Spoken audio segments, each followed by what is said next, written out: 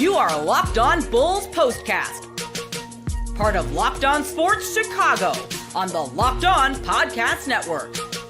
Your team every day.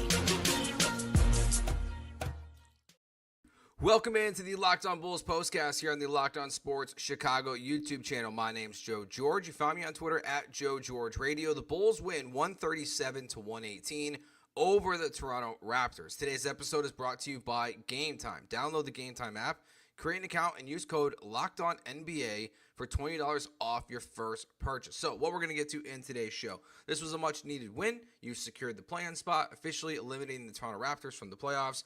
Thought we saw a good performance from Kevin Huerter and, well, pretty much everybody in this game. The Bulls dominated this game. So we're going to go through all of it. We'll get to our player of the game, turning point as well, and what you'll be talking about after this Bulls victory. Just a reminder as well, if you are a Chicago Cubs fan, we go live on the Locked On Cubs YouTube channel after every single Cubs after every single Cubs game for a postcast show there as well. All right, so let's talk about this game. The Toronto Raptors come out, they're scorching hot. They're 5 for 5 from 3 to start this game. They've got a little bit of a good lead on the Bulls as this thing gets started. So, you know, you're kind of wondering as this game starts. You played the Thunder last night. You get absolutely rolled. You're down by like 37-40 at points in the game last night. Obviously, we did not do a postcast show last night, but you just get rolled over by the best team in the NBA. So how does a team respond to that performance? I think is an important factor and an important thing to think about for the Bulls, not just now, but going forward. It's important to see what guys like Josh Giddey, Buzelis, Coby White have in the tank when you get embarrassed like that, because that's what last night's performance was. It was absolutely embarrassing. And again, I know how great the Thunder are, but the Bulls were non-competitive for 4 quarters. So the Raptors started out hot, 5 for 5 from 3, and both teams were on fire. You look at the end of the first quarter here. The Raptors shoot 8 for 13 from 3. The Bulls shoot 7 for 10 from 3. But that last-second buzzer beater from Buzelis gave the Bulls a 39-32 lead at the end of the first quarter. Also during that first quarter, as you're coming back, we saw Kevin Huerter have a really good game. This is kind of where he starts to shine, I would say, in the first half. He hits a 3 to put the Bulls up 22-21. He hits his first, 6 shots in this game, 3 of them dunks. So he ends up with 16 points, going 7 of 9 from the field, 2 of 4 from the three-point line. So really nice to see him back in the starting lineup as well. If you saw the injury report from before the game from Casey Johnson, lengthy, of guys who were in, guys who were out, all over the place from the Bulls in this game. So, but we see Kevin Huerter come back. He has a good performance in this one. And then we see the typical guys that have been showing up over most of this, new stretch of Bulls basketball post-trade deadline have their typical performances in this game.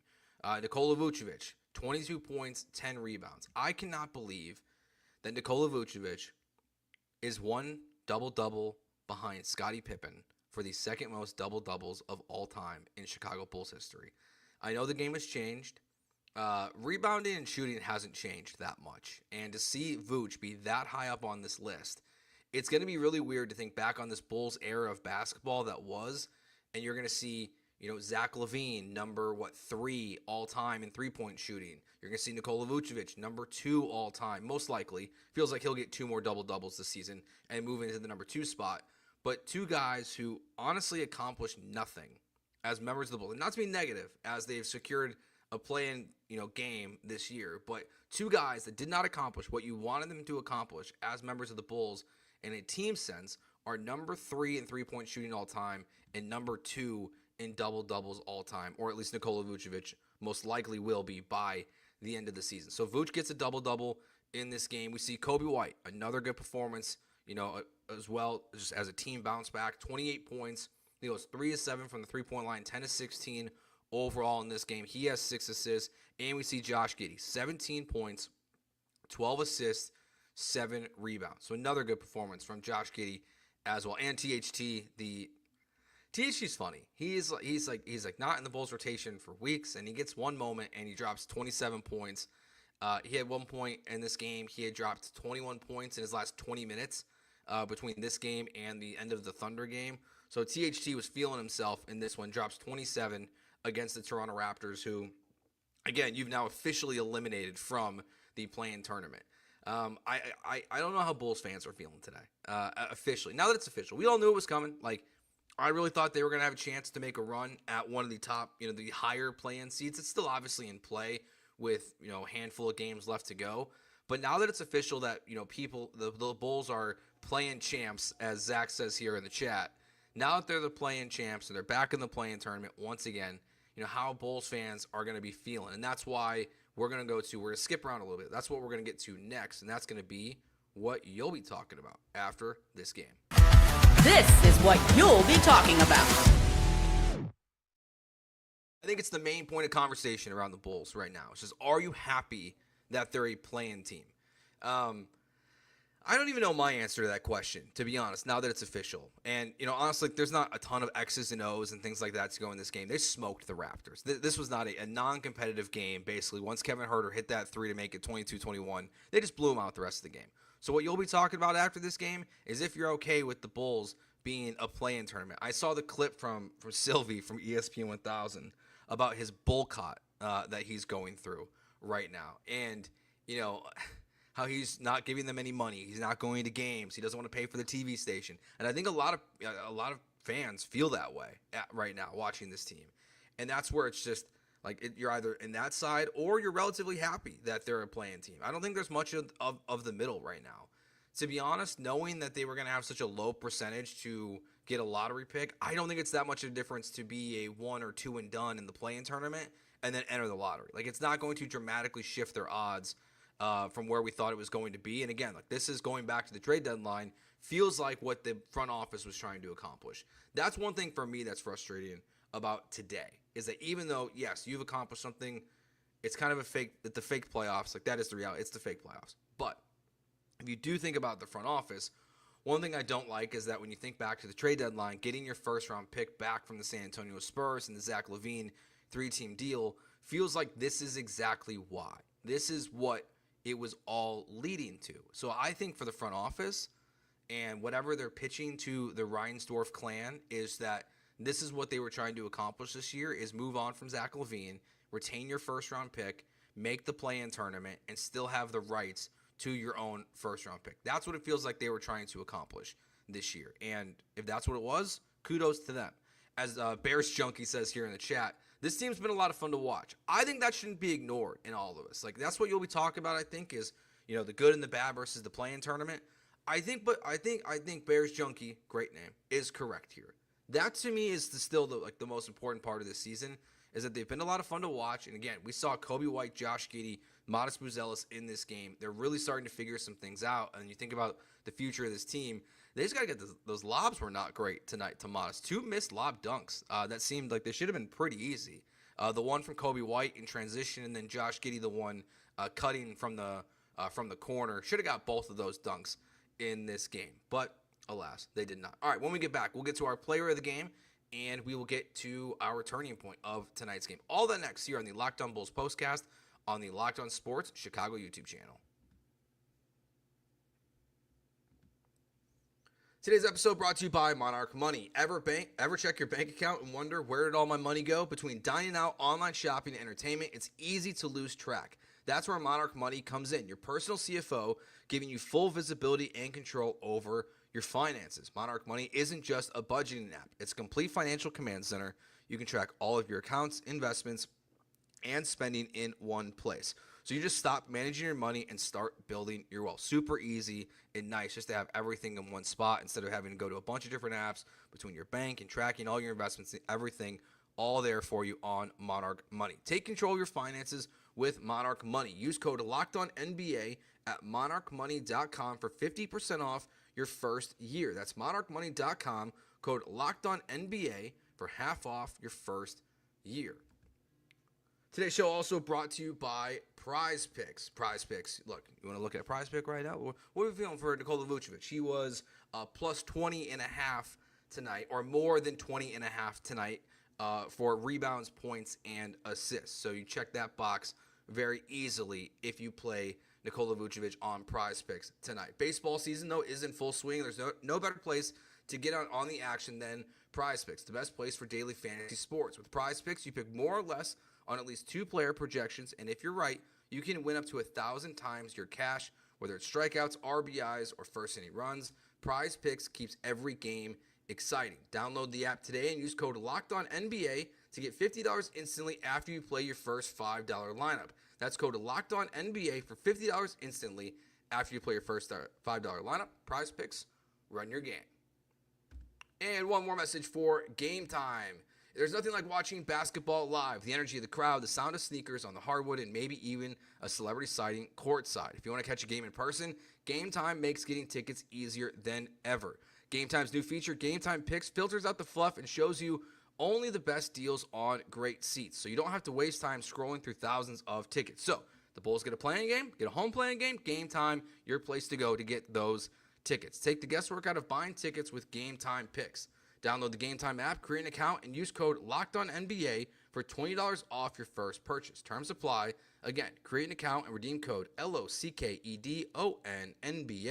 for $20 off. Download Game Time today. What time is it? It's game time. All right, so if you get going through some of the other details in this game that we saw, the Bulls, Josh Giddey got his 7th assist when Coby White hit a 3 in the corner that put the Bulls up 64-50. And to go back to the end of the first quarter as well, like seeing Modest Buzelis having no fear, as we've seen him most of the season now, taking that buzzer beater 3 and making that super important for me. Before we get to our player in the game and everything to wrap up the show tonight, I think my favorite play of the night, though, does come there in the fourth quarter. So Jamal Shead, who I watched play a lot of basketball when he was at the University of Houston, he's pressuring Coby White. He strips the ball a little bit. He gets it. He's fighting for the possession.